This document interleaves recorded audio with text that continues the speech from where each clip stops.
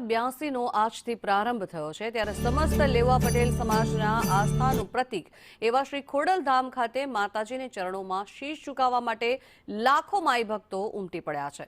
Khodaldham trust દ્વારા પણ મંદિર પરિસરને રોશનીનો શણગાર કરવામાં આવ્યો છે અને પ્રસાદીથી લઈને પાર્કિંગ સુધી ખૂબ જ સારી વ્યવસ્થા પણ કરવામાં આવી છે।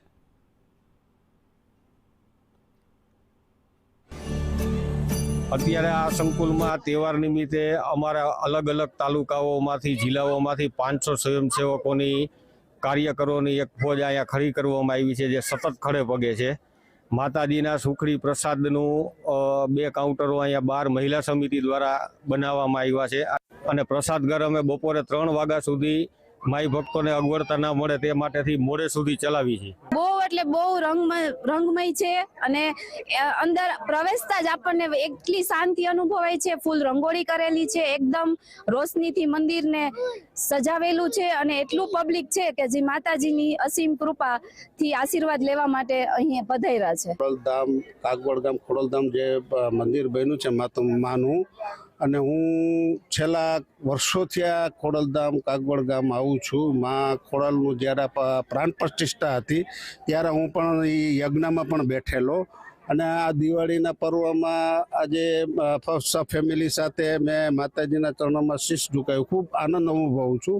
અને આ ખોડલધામ છે એ એક મોટું યાત્રાધામ બની ગયું છે અને હજી પણ આથી સરસ બનશે, જેમ કે અંબાજી છે, સાળંગપુર છે, દ્વારકા છે, એવી રીતના આ એક પણ યાત્રાધામ મોટું બની જશે। માતાજીના ચરણે આજે વર્ષના અંતે અને નવા વર્ષના બેસતા વર્ષની શરૂઆત થવા જઈ રહી છે, ત્યારે માતાજીના ચરણે અહીંયા ધજા ચડાવવાનો મને મોકો મળ્યો છે। અહોભાગ્ય છે અમારા પરિવાર ઉપર માતાજીના ખૂબ આશીર્વાદ છે। આ ખાસ કરીને આજે ધજા ચડાવવાનું કારણ એ છે કે મારી દીકરી 8 વર્ષની થઈ છે અને છેલ્લા 8 વર્ષથી દર બર્થડે એનો અહીંયા માતાજીના ચરણે આવી અને માતાજીના ધ્વજારોહણ કરી અને અમે જન્મદિવસની ઉજવણી કરીએ છીએ। દિવાળીના તહેવાર નિમિત્તે યાત્રાધામ ખોડલધામને વિશેષ શણગાર સજાવવામાં આવ્યો છે। આપ જુઓ છો કે મંદિરના ગર્ભગૃહથી, મંદિરની ટોચથી કે મંદિરના દરવાજા સુધી રોશનીઓનો શણગાર અને જે પ્રાંગણમાં રંગોળીઓ કરવામાં આવી છે અને ખોડલધામમાં જે પ્રસાદ ઘર છે તેમાં બપોરે 3 વાગ્યા સુધી જે યાત્રાળુઓનો ઘસારો લઈ અને પ્રસાદ આપવામાં આવી રહ્યો છે।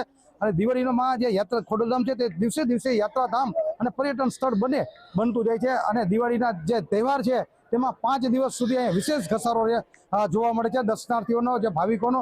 અને આપ જોઈ શકો છો કે પરિસરમાંથી તો ગર્ભગૃહમાં જે માતાજીની જે મૂર્તિ છે તેને એક વિશેષ શણગાર દિવાળીના તહેવાર નિમિત્તે ખાસ સજાવવામાં આવ્યો છે અને અહીંયા જે દિવસે દિવસે જે યાત્રાળુઓ છે તેનો પ્રવાહ વધતો જાય છે અને આ યાત્રાળુઓ માટે 500 જેટલા સ્વયંસેવકો છે તેની ટીમ ખડે પગે સેવામાં રાખવામાં આવી છે।